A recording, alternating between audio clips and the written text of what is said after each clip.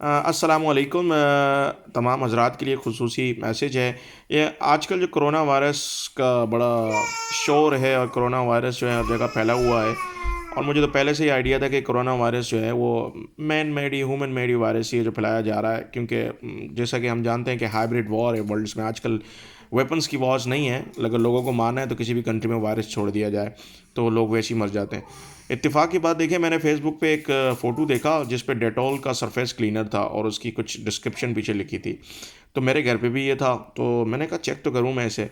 और जब मैंने चेक किया तो आप इसकी हाउ टू यूज़ से ऊपर देख लें, जो इसके डिस्क्रिप्शन लिखी हैं कि ये क्या क्या चीज़ें किल कर सकता है।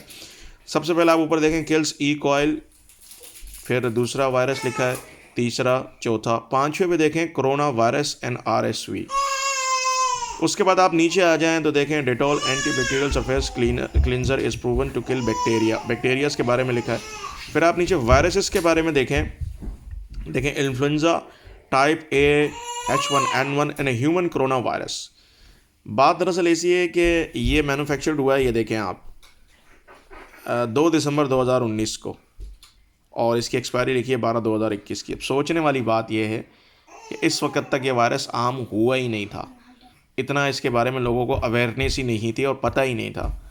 तो इन कंपनीज़ को कैसे पता था कि कोरोना वायरस नाम की कोई चीज़ है और वो इस तरीके से ह्यूमन पे अटैक करेगी और इनका डेटॉल उसको किल करने में हेल्प करेगा।